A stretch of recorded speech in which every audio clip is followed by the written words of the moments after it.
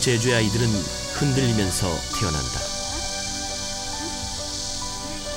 물질하는 어머니 뱃속에서부터 요람에 눕혀지기까지 흔들리면서 자란다. 그런가 하면 제주의 아이들은 태어나 3일 만에 보띠 창옷이라는 의복을 입는다. 보띠 창옷, 아기 집에서 떨어져 나온 다음 입는 큰 옷이라는 의미를 담고 있다. 갓 태어난 어린아이에게 이 옷을 입히는 것은 단순한 몸가림이 아니라 하나의 의식으로 행해져 왔다. 빈부와 신분에 상관없이 제주 사람이라면 누구나 세상에 태어나 처음 입는 옷이었다. 다른 지방에서도 아기가 태어나면 보띠 창옷과 같은 베넷 저고리를 입혔다. 하지만 옷의 재료와 기능은 근본적으로 다르다. 베넷 저고리는 아기의 피부를 보호하기 위해 부드러운 무명이나 명주를 사용했다. 그러나 제주의 보띠 창옷은 계절에 상관없이 삼배를 사용해 만들었다. 갓 태어난 아기의 여린 피부와는 어울리지 않는 삼배옷. 왜 제주에서는 갓난 아이에게 거친 삼배옷을 입혔을까? 보띠 창옷을 왜 삼배로 된 옷을 입히냐고 할머님들께 여쭤보면 등가릅지 말라고 입힌다고 말씀하시는데, 물론 삼배에는 그런 피부에 좋은 기능도 있습니다. 하지만 보띠 창옷은 어떤 몸을 보호하는 신체적인 기능보다는 의례적인 기능이 더 강조된 옷이라고 봐지거든요. 이런 옷을 입힘으로 인해서 어떤 거친 세상을 헤쳐나갈 수 있는 어떤 그런 원동력을 제공하는 그런 옷이라고 봐집니다. 그래서 아무 때나 입히는 것도 아니고 태어나서 3일이 된 다음에라야 비로소 목욕시키고 그 옷을 입히는 그런 것을 보았을 때 몸을 보호한다는 것보다는 정말 의례적이고 정말 어떤 제주만의 정신을 깃들이는 어떤 시발점이라고 보아집니다. 제주 사람들의 복식 문화에는 제주만의 독특한 의미가 담겨져 있다. 그런가 하면 거친 환경과 맞서 살아온 제주 사람들의 풋풋한 삶의 지혜가 녹아 있다.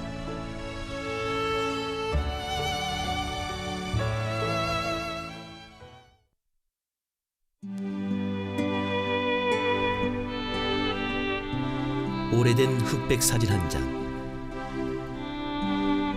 1900년대 초 관덕정 광장에서 열렸던 5.1장 풍경이다.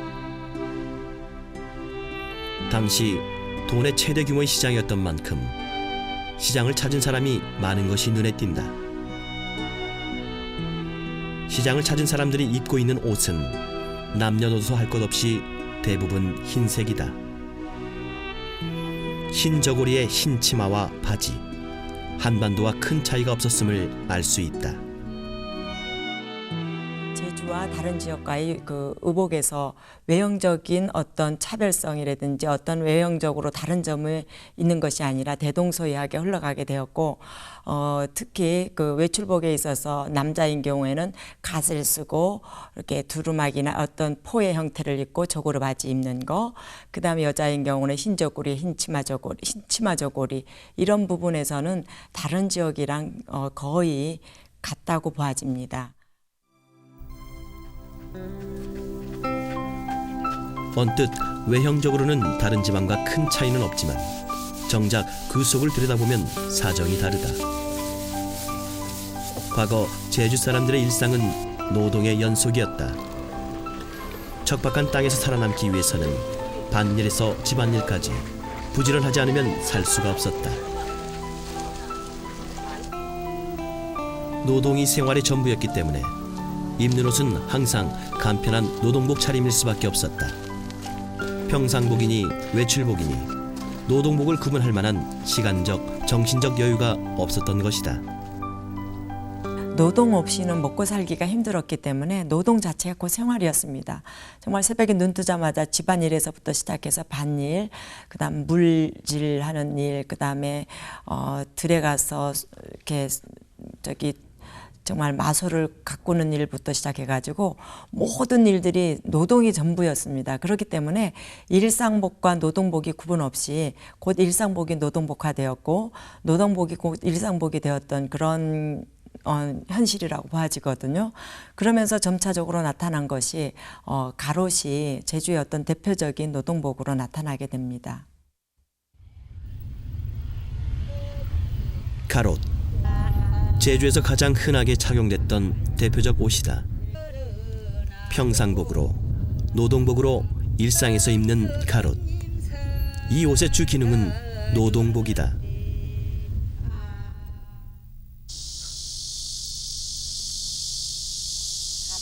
가롯은 풋감으로 만들어진다. 덜 익은 풋감을 으깨 짜낸 즙을 천에 물들이는 일종의 원시적 염색 방법이다. 간물을 들이는 작업은 7월에서 8월 사이, 햇볕이 가장 강한 여름철에 한다. 더위를 피해 아침 일찍 감을 따고 해가 높게 솟아오르기 전 작업을 했다. 간물을 들이기 위해 우선 감을 남도골이나 돌절구에 넣고 찢는다. 그리고 나서 붓은 감찌꺼기를 옷 사이사이에 넣어 감즙이 골고루 스며들도록 주무른다.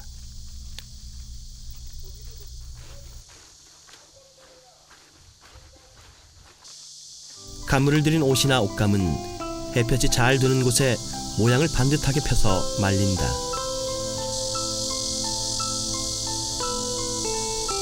말리는 장소는 주로 멍석이나 지붕 위, 돌 위, 잔디 위가 좋다. 이렇게 해서 열흘쯤 잘 말리면 옷은 붉은 황토색의 빛깔이 나면서 빳빳하게 풀을 먹인 옷처럼 된다. 특히 가롯은 간물을 들인 후 햇볕에 말리는 부위와 양에 따라 품질이 달라지기 때문에 즙을 바를 때는 모두 세심한 주의를 기울였다.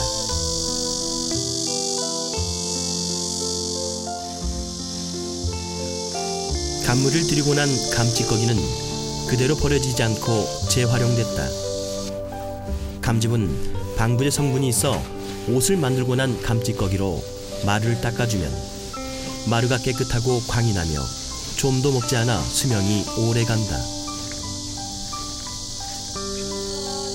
여름철 간물을 들이는 풍경은 예전 제주 어디에서나 볼 수 있는 풍경이었다. 집집마다 뭐 딱 이거 한 몇 번씩 있는 사람은 한 5번씩도 오고 3번씩도 오고 없는 사람은 한 번씩도 오고 뭐 뜨랑 만들었다가네 이제 이거 7월 7석 돼가면 아침에 일찍 감 타다가네 이제 조반전이 감 드령 너러동 이제 밥을 먹으시나네 이제 지금은 뭐 많이 하는 집이 하나 더서 못하는 사람이 하나 잘 많이 하는 데는 한 5번 정도. 그렇다면 어째서 유독 제주에서 간물 염색이 발달하고 가롯을 노동복으로 애용한 것일까? 그 이유는 제주의 독특한 자연 환경에서 찾을 수 있다. 보편적으로 우리 민족을 한민족이라고 흰옷을 입는 민족이라고 하는데 제주도 그랬습니다. 그게 이제 우리가 쉽게 구할 수 있는 가죽옷, 배옷에서 민영이라는 그 면화가 들어오면서 이루어진 게 보편적인 흰옷이었으니까요. 근데 제주라는 하산섬이라는 이 특징 속에서 흰옷을 입고 살기는 너무 어려웠기 때문에 그 가롯이라는 그래서 간물을 들여서 빳빳하게 하지 않으면 입을 수 없는 그런 어떤 노동 조건을 갖고 있는 곳이 이곳이라는 것이죠. 그래서 제주에서 가롯이 노동복으로 역할을 했듯이 제주와 같은 하산섬이고 해양성 기후를 가지면서 후덥지근한 곳이 또 있다면 가롯이 만들어질 개연성은 충분하다는 것이죠.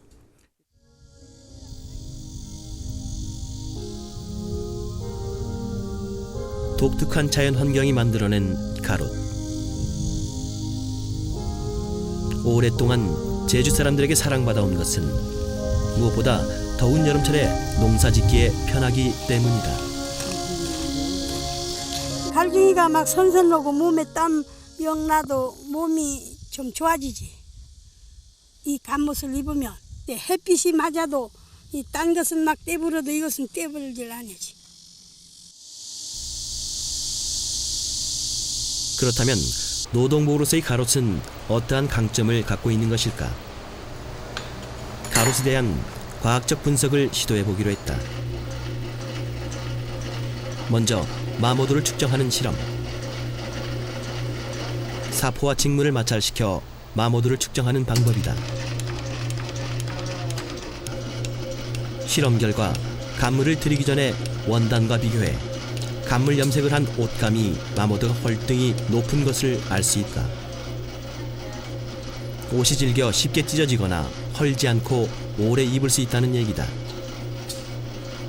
실험 결과를 살펴보면 우리가 알고 있는 그 직물의 색상을 입히는 염색이라기보다는 간물 염색은 이 위에 어떤 코팅 역할을 하는 가공 처리를 한 염색이라고 볼 수 있는데, 특히 이제 마모강도 같은 경우 보면 이 원포하고 이제 염색한 그 염색포를 마찰을 시켜보면 월등하게 이 간물 염색한 염색포가 그 마찰 개수가 많은데, 그거는 자외선 차단 실험에서도 의미 있는 결과가 나왔다. 원단에 비해 간물 염색을 할 경우 자외선 차단 효과가 월등히 높다는 결과가 나타났다. 이 결과는 뜨거운 여름 가롯이 햇볕을 차단해 더위를 덜 느끼게 해준다는 의미다. 이 밖에 다양한 실험에서 제주 가롯은 노동복으로서 최적의 조건을 갖춘 것으로 나타났다. 가롯을 입으면 바람이 잘 통하고 자외선 차단성이 있어서 매우 시원합니다. 뿐만 아니라 땀이 나도 몸에 달라붙지 않고 항균성이 있어서 땀에 젖은 옷을 그대로 두어도 냄새가 나지 않습니다. 이 모든 조건을 감안할 때 가롯은 노동복으로서 최고의 조건을 갖췄다고 말할 수 있습니다. 가롯은 노동복으로서 최적의 조건을 지녔지만 제주 사람들에게는 단순한 노동복으로 치부해버릴 수 없었다. 가롯에는 척박한 자연 환경과 싸우며 강도 높은 노동의 고통을 이겨낸 제주 선인들의 인내와 억척스런 삶이 투영돼 있다.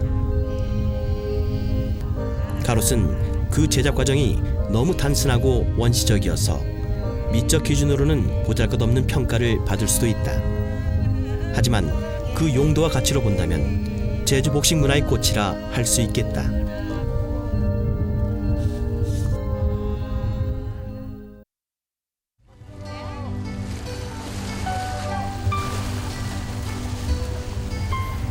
제주에는 가롯만큼이나 투박하고 토속적인 일을 하는 사람들이 있다. 바로 해녀다. 해녀들이 물질을 하면서 착용하는 옷도 가롯만큼이나 특이하다. 소중이 혹은 물옷이라고 불리는 이 옷은 제주에서만 유일하게 볼 수 있는 옷이다. 소중이는 짧은 바지에 가슴을 가리는 천을 휘감은 모습이다. 옷이 흘러내리지 않도록 어깨끈도 연결해 놓았다.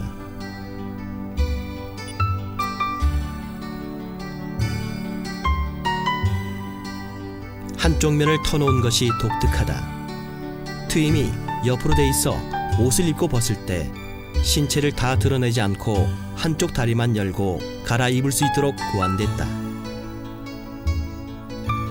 그래서 소중이는 여인네들이 속옷으로 이용되기도 했다.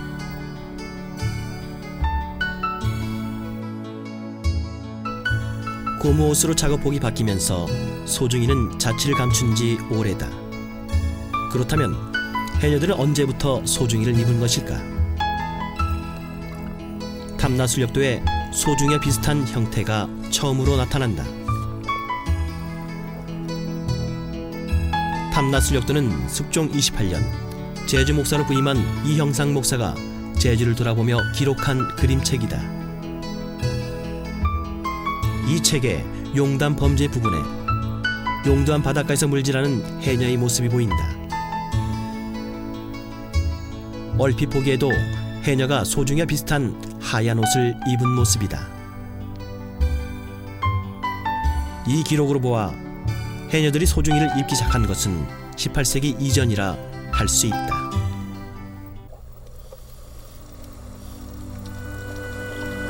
소중이를 입고 물질하는 작업은 쉬운 일이 아니었다.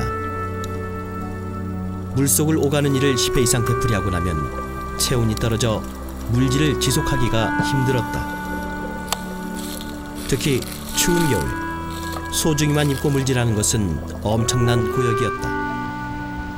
그래서 작업하는 중 여러 차례 무태 올라 해변가에 설치된 불턱에 모여 모닥불을 쬐다. 급격히 떨어진 체온을 높이고 추위를 이겨내기 위한 것이다.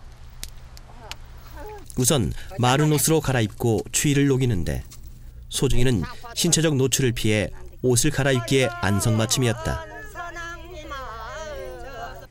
자그마한 그 목선 그것을 타가지고 이제 해녀들 한 10명 실러가지고 바다에 나가서 이제 육지에 가서 돈 벌러 가가지고 할 때는 이제 배에서 옷을 입습니다. 그 사공 아저씨가 있어도 그럴 때는 요거를 이제 입에다 이렇게 물고 이렇게 하면은 여기를 안 보여 마시. 그렇게 해서 뱃물질 할 때는 한 겁니다. 남자 있다고 해서 이거 못 입진 아닙니다. 이 며칠만 입에다 물고 하면 얼마든지 됩니다. 그렇다고 소중이가 단순히 기능성만 중시된 것은 아니다. 해녀들은 종종 소중이에 색깔 있는 천이나 무늬를 넣어 바느질 솜씨를 뽐내기도 했다. 소중이의 미적 감각이 고려되는 대목이다.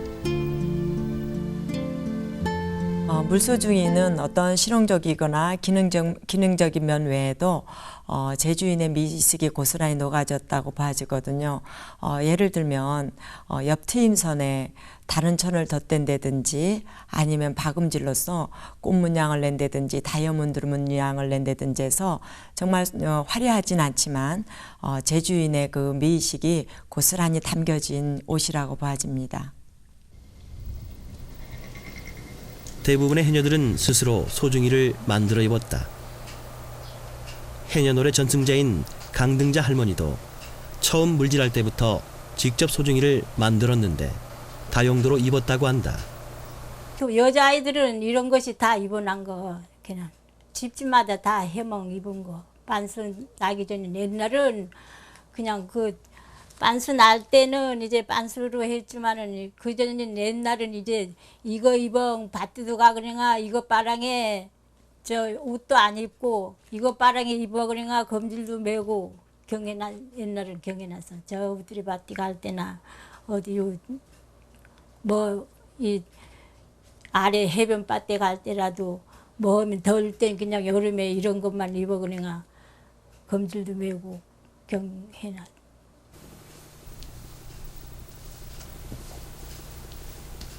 소중이를 만드는 것은 의외로 간단하다. 치수를 재는 것도 눈짐작이고 만드는 방법도 단순하다. 특이한 것은 대충 만드는 것 같으면서도 버리는 부분 하나 없이 최소한의 천으로 소중이를 만든다는 점이다.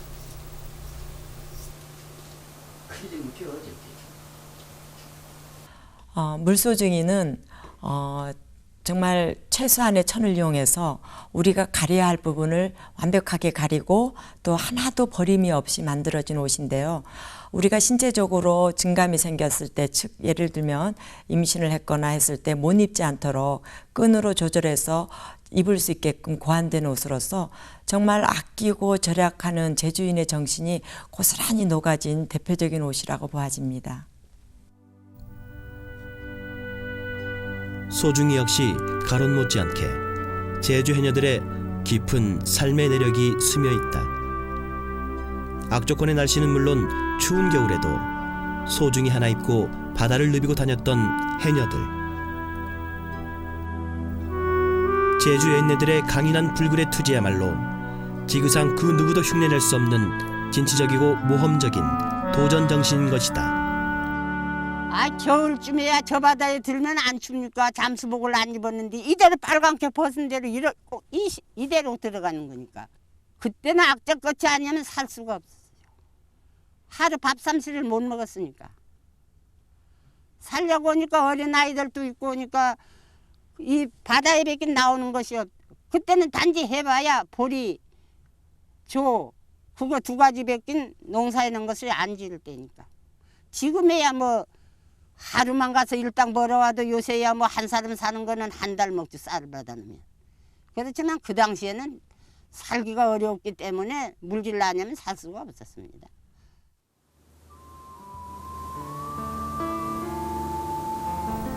제주 사람들은 일상의 노동으로 이어졌던 만큼 간편하고 실용적이며 품이 덜 드는 옷을 즐겨 입었다. 그러나 살아서 한 번 호사, 죽어서 한 번 호사라고 해서 일생에 한 번씩 치르는 혼례와 장례 의식만큼은 예외였다. 이 두 가지 의례에 따른 혼례복과 수의는 평소의 옷차림에서 벗어나 최대한으로 치장했다. 제주에서 가장 좋은 옷을 입는 것은 혼례 때였다.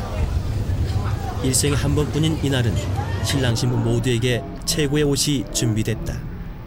장대 위에서 장을 내려놓고 사모관대를 한 신랑, 족두리에 원삼을 입은 신부의 모습. 신부가 족두리를 쓰고 원삼을 입은 것은 제주에서는 그리 오래되지 않았다.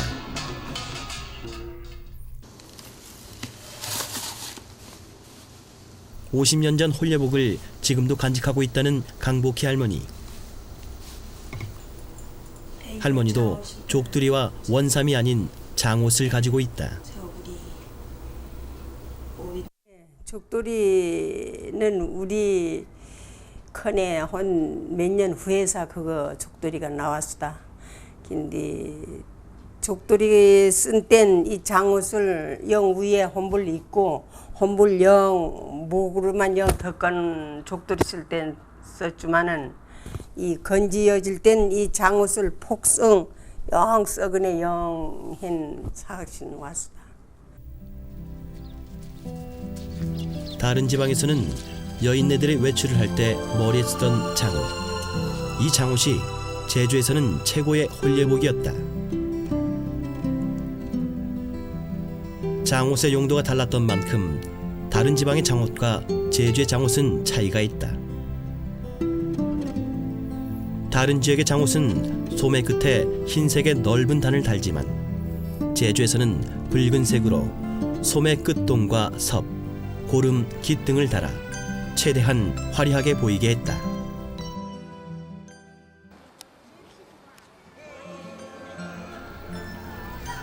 죽은 사람에 입히는 수의, 즉 호상옷 역시 그 옷감과 색깔이 일상복과 달리 지긋한 품위가 있었다. 호상옷은 이승에서 마지막 입는 옷인 동시에 저승에서 입는 최상의 옷이기 때문에 정성을 다해 준비했다. 죽은 자들을 위한 마지막 배려이자 예우인 셈이다. 호상옷은 남자와 여자의 형태가 다르다. 남자의 호상옷은 간단하다. 의옷은 적삼과 저고리, 아래는 중의의 바지를 입고 겉옷은 도포를 입혔다. 하지만 여자 호상옷의 경우는 남자들과는 달리 옷가지도 많고 여러 가지 색상을 사용하기도 했다. 그래서 여자 호상옷을 치장할 때는 머리에서 발끝까지 무려 28가지 종류의 의류를 사용하기도 했는데 특이한 것은 소중이를 꼭 호상옷에 포함시켰다는 점이다. 밭농사와 바다일까지 감당해야 했던 제주 여인네들의 고달픈 이승에서의 생활. 저승에서라도 편안하게 살라는 간절한 염원이 담긴 세속 절차가 아니었을까. 그래서 좋은 날을 골라 호상옷을 만들었다.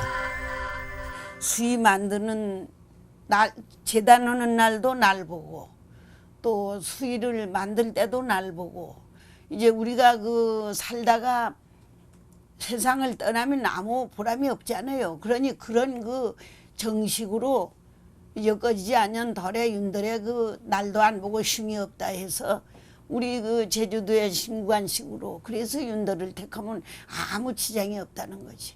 흉이 없다는 거지 윤덜에는. 그래서 그 윤덜을 택하는 겁니다. 윤덜들은 해와 덜을. 제주에서는 호상옷의 재료로 명지를 최고로 친 것도 독특하다. 다른 지방에서는 잘 썩지 않는다 해서 오히려 값비싼 삼배나 무명을 즐겨 썼다. 제자리 찾아가래. 사람 눈으로 안 보는 게 우주군이 꽉 차. 값이 비싼 명주를 즐겨 쓴 것은 주군이에게 최고의 옷을 입히고 보내려는 후손들의 정성, 즉 조상 숭배 사상이 강했기 때문에 가능한 일이었다. 제주 사람들은 이 세상에 태어나서 딱 2번 호사한다고 합니다. 한 번은 경사인 홀레시 때 최고로 이제 호사를 하는 것이고, 또 한 번은 이제 돌아가셨을 때 저 세상으로 갈 때 호사를 하는데, 최고로 이렇게 호사스럽게 꾸미고 이제 꾸미는 것이 호상옷인데, 이것은 아마 이 세상에 살면서 힘들고 어려웠었지만 저 세상 가서는 편안하고 정말 좋은 세상 맞이하라는 아마 후손들의 그런 염원이 배어 있는 옷이라고 생각 들어집니다.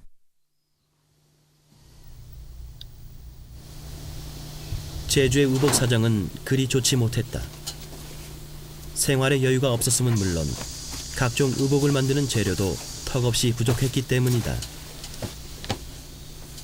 과거 명주를 최고의 옷감으로 치던 시절, 명주가 귀할 수밖에 없던 제주에서 일반인들은 주로 무명을 옷감으로 선호했다.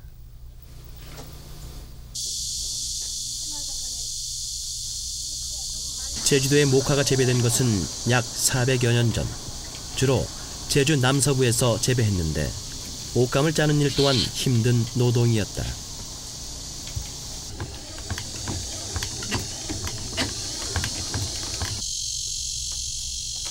무명을 짜기 위해서는 우선 솜을 태운 후 씨아라는 기구에서 목화씨를 뺀다.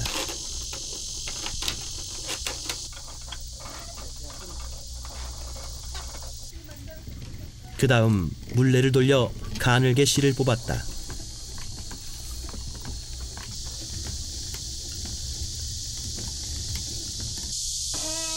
마지막으로 배틀에 놓고 옷감을 만들었다. 이처럼 옷감을 짜는 일은 다른 지방과 마찬가지다. 하지만 각종 공납을 맞추는데 시달렸기 때문에 그 양은 늘 부족할 수밖에 없었다.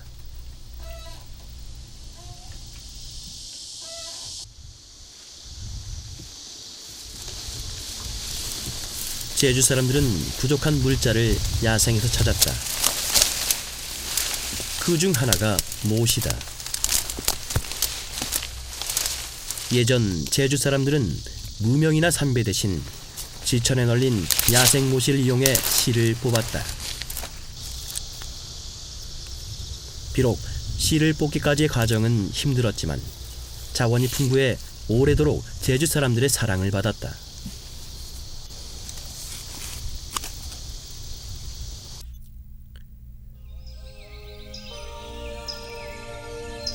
제주의 산가들에 널려있는 야생 재료는 제주 특유의 복식 문화를 만들어냈다. 제주의 다양한 모자가 바로 그것이다.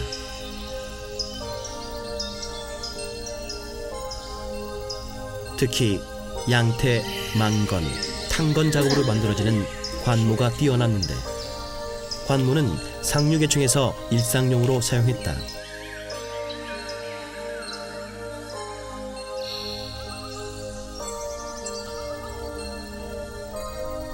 제주에서 관모공예가 성행했던 것은 재료 공급이 쉬웠기 때문이다. 제주는 말의 고장으로 불릴 만큼 예로부터 최고의 목마장이었다. 탕건과 망건을 제작하는 데 필수적인 말총의 최대 공급지였던 것이다.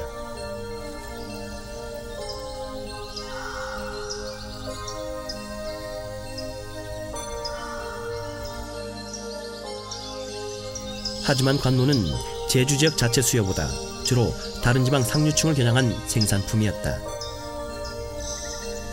제주 사람들이 즐겨 쓰는 모자는 따로 있었다. 농부와 말태우리가 즐겨 썼던 정당벌립. 넓은 챙의 정당벌립은 한여름 떼약볕을 막는 데 제격이다. 비가 새지 않아 야외에서 일을 많이 하는 농어민들과 특히 말을 관리하는 이른바 말태우리에게는 실용성이 뛰어난 모자였다. 목동들, 말태우리들한테는 이 정당벌립이 최고입니다. 이것은 비에도 잘 가려주고 햇볕에도 가려주고 또 가시밭에 이렇게 그냥 지나갈 적에도 역시 이 정당벌립이 최고입니다.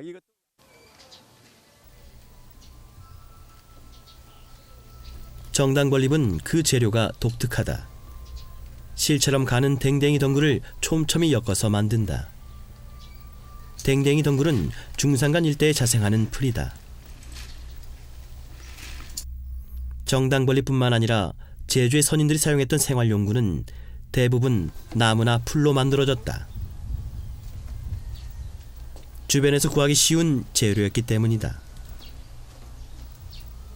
이처럼 제주의 선인들은 주어진 자연 환경을 최대한 활용해서 제주만의 독특한 복식 문화를 형성해왔다.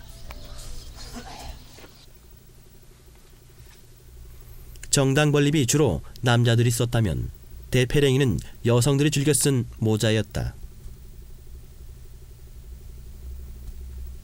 대패랭이는 대나무를 이용해 만든 모자를 말하는데 주로 제주의 동부 지역인 성산읍 스산리와 난산리에서 만들어졌다.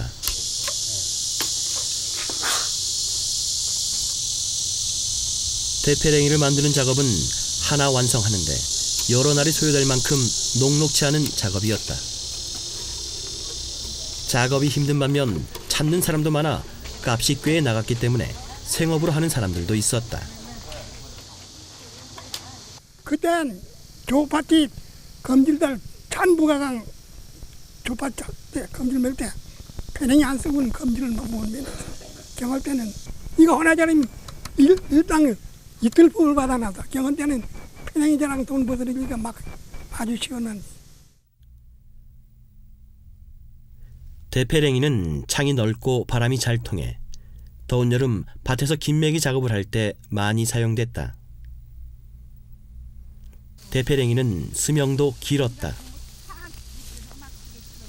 아직도 3, 40년 된 대패랭이를 쓰고 김매기 작업을 하는 할머니들을 찾아볼 수 있다.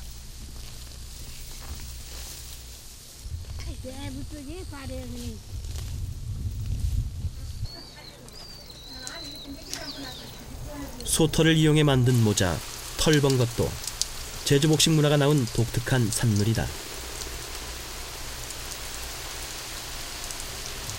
주로 마소관리자, 즉 태우리들과 농부들이 많이 사용했던 털번 것은 물기에 강하고 수명이 유난히 길었다. 특히 화살이 뚫지 못할 정도로 아주 단단해서 군인들이 군모로 사용하기도 했는데 털번 것을 만드는 방법은 아주 독특하다. 이 번것을 하나 만들려면은 소 10마리 치를 이제 긁어서 이제 그 털을 가지고 번것 하나를 만들어서 이제 옛날에는 이제 풀을 옛날에는 뭔 풀로 했는 거니까 콩풀을 쏘아서 그 털에 이제 섞어서 그 틀에 놓고 이제 다 밀어야 됩니다. 밀어서 이제 건조가 되고 이제 틀에 맞추어서 이제 하게 되면은. 모자와 마찬가지로 제주 사람들의 신발 역시 주어진 환경을 최대한으로 활용해 만들었다. 제주의 대표적인 신발은 야생풀로 만든 이른바 초신과 나무로 만든 나막신이 있다.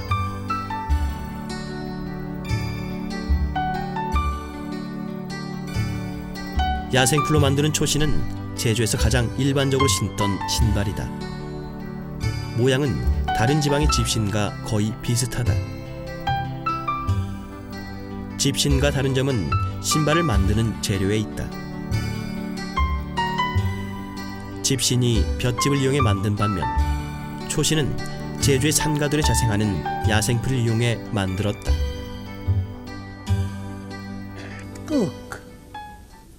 칙이라고도 하고 끄기라고도 하는데 끄기죠. 아까 여기서 꽂은 녹콩 거 있잖아요. 그것은 옛날엔 신선한이 없으니까 억새풀 있잖아요. 그거 그 꼽히잖아. 그거 뽑아다가 그 억새풀에 그 미라고 하는 미. 그걸로 놓고 와서 노를 하고 흙으로 삼고 그렇게 했습니다.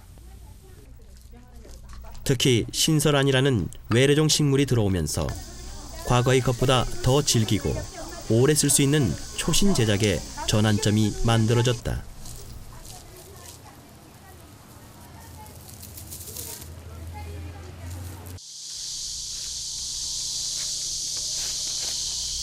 신설안은 잎을 이용해 실을 뽑을 수 있어 각종 밧줄이나 신발을 꼬는 데 쓰였다.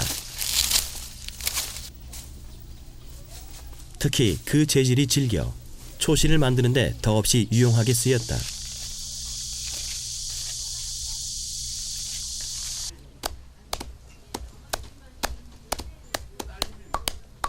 신설안으로 초신을 만들기 위해 우선 신설안을 두들려 말린다. 말린 재료를 이용해 초신을 만드는 방법은 집신과 비슷하다. 다만 신설안을 엮어 초신을 만들어 나가는데 중간에 짚을 넣는 것이 독특하다. 신설안을 덜 사용하기 위함이다. 신설안으로 만들어진 초신은 집신보다 더 오래 신을 수 있었다. 특히 집신보다 훨씬 질겨 돌투성의 거친 제주 환경에 적합했다.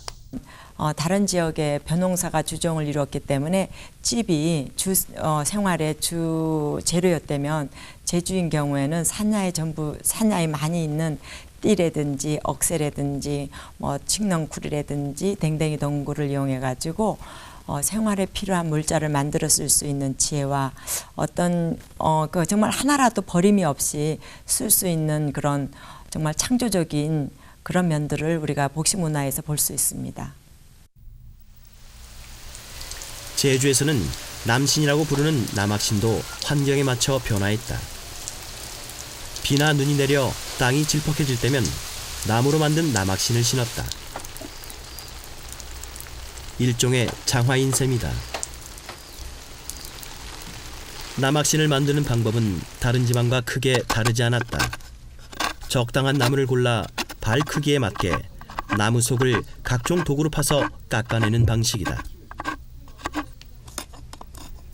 제주의 남학신과 다른 지방의 남학신은 얼핏 보기에 그 모양이 비슷하지만 차이점도 있다.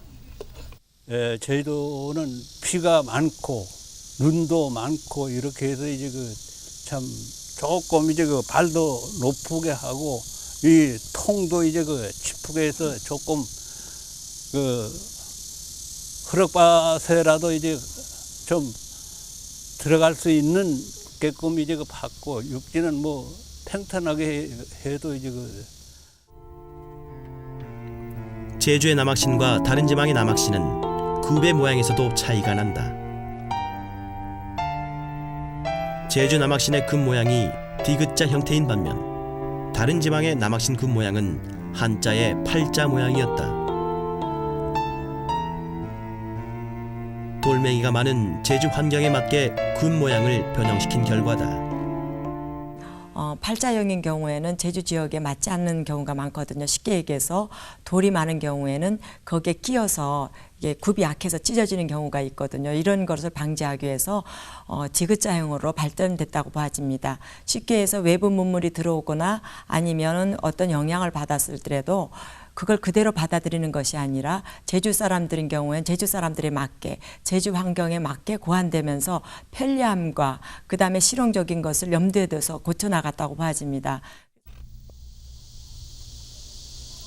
다른 지방과 비슷하면서도 제주 환경에 맞게 재창조된 초신과 남학신. 단순히 외부 문물을 받아들이는 차원을 넘어 그것을 제주 환경에 맞게 개선하고 발전시켰다. 옛 제주 사람들의 슬기와 창의적 사고가 드러나는 대목이다.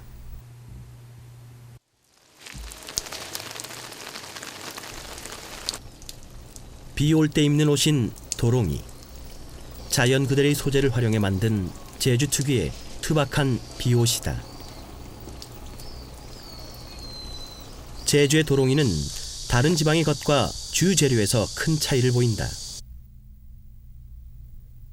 다른 지방에서는 주로 볏짚을 이용해 만들었다.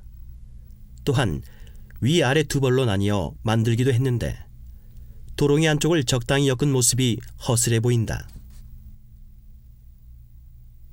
반면 제주 도롱의 주 재료는 새다.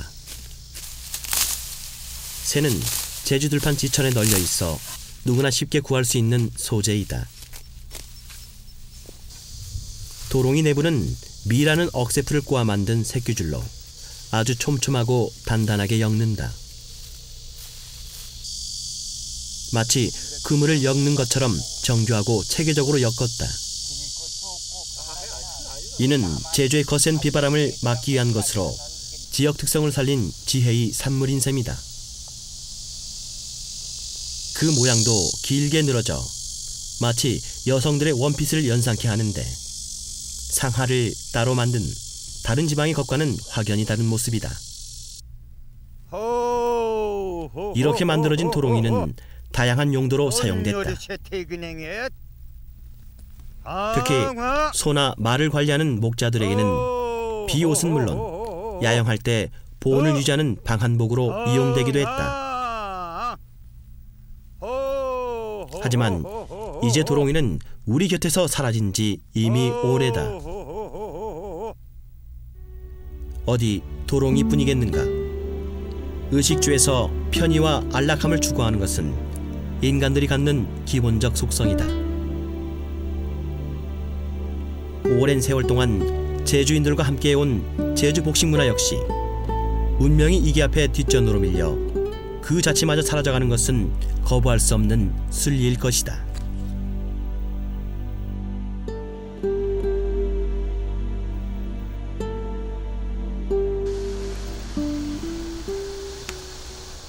제주는 모든 물자가 귀한 섬이었다. 의복도 마찬가지다.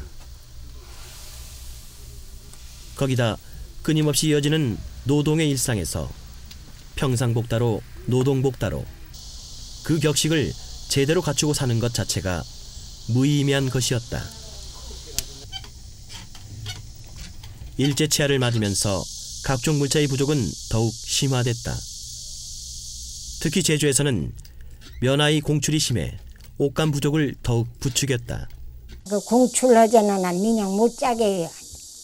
민영 짱 못 듣게 해야 마다 공출 헌집이 헌매끈석 막 배당 나오면 그거 못 채우면 옷도 못 입어. 민영을 못 해요.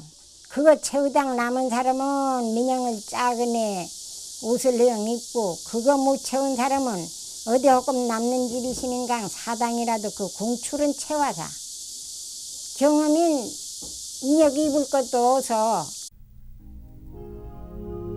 이러한 물자 부족 현상에도 불구하고 제주 복식 문화는 일제치하와 이어지는 해방과 6.25의 혼란기를 겪으면서 급속한 변화를 맞게 된다.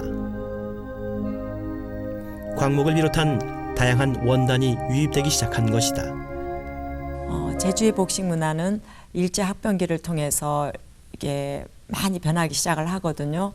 물자가 많이 들어오고 작업자족 단계에서 시장 경제가 나타나기 시작을 하고 그리고 또 4.3 사건과 6.25 동란을 거치고 산업 사회가 되면서부터는 제주의 그 독특한 복식 문화가 많이 쇠퇴해서 지금은 일부만 유지될 뿐 거의 사라지는 단계라고 봐집니다. 온갖 편의와 미적 감각까지 추구하는 지금 시대의 흐름에 맞춰 옛 제주 복식 문화는 이미 해체된 지 오래다. 전수자들에 의해 그 제작 방법은 지금껏 그 명맥을 유지해오고 있는 경우도 있으나 아예 사라져 박물관의 전시물로만 남은 경우도 있다. 대표적인 것이 소나 말을 쳤던 목자들이 추위를 막기 위해 입었던 가죽옷이다. 제주민속자연사 박물관. 이곳 전시실엔 제주에서 마지막으로 만들어졌다는 가죽옷이 전시돼 있다. 가죽옷은 주로 소나 말을 치는 목자나 사냥꾼, 화전민 등이 주로 입었던 옷으로 목자복이라고도 부른다. 예전에는 그 오솔이라든지 그 수렵의 사냥감들이 다양했을 때는 다양한 것으로 만들었었습니다. 특히 오소리가 가죽이 가장 좋았었고 그 결 자체가 가장 작업하기 좋았던 것이라고 합니다. 그러나 후대에 오면서 오소리 자체가 귀하게 되고 그러다 보면서 개 가죽도 가죽옷을 만드는 재료로서 이용되었다고 합니다. 목자복은 제주 지역에서 나타나는 독특한 복식 문화의 하나였다. 하지만 다른 복식이 그나마 명맥이라도 유지하고 있는 것과 달리 목자복의 경우 완전히 그 명맥이 끊겼다.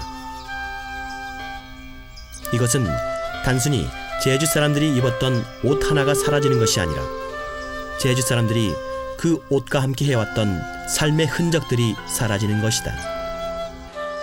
복식이라는 것은 단순히 그 복식 자체로만 존재하는 것이 아니라 그 복식을 입었던 사람들의 생각이라든지 생활 문화라든지 어떤 미식, 기술 이런 모든 것들이 총체적으로 녹아져서 그 복식이 탄생한 거거든요. 근데 그 복식이 사라진다는 것은 그 복식을 입었던 사람들의 생각이라든지 생활 문화 전체가 사라지는 거라고 보아집니다.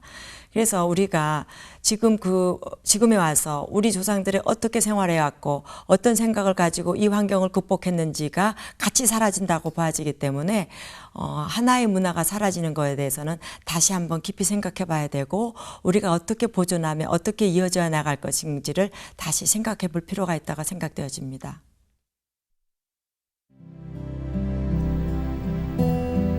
제주 특유의 거칠고 고립된 섬 환경에서 비롯된 제주 복식 문화. 제주의 복식 문화에는 억척스럽게 살아온 제주 사람들의 의식과 정신세계 그리고 삶의 지혜와 열정이 투영돼 있다. 거칠고 고달픈 삶을 예고하며 태어나자마자 입기 시작하는 보디창옷 그리고 끝없는 노동으로 이어지는 고된 일상 속에서 가장 사랑받아온 가롯에 이르기까지 제주 복식 문화 속에는 제주 사람들의 숱한 애환과 고난의 역사가 담겨 있다. 복식 문화야말로 제주 사람들의 옛 숨결을 가장 가까이서 느낄 수 있다. 복식 문화 속에 녹아있는 제주 선인들의 한과 기쁨의 정서 그리고 건강한 정신을 돌아봐야 하는 이유 바로 거울 속에 우리 스스로를 비춰보는 온고지신의 마음일 것이다.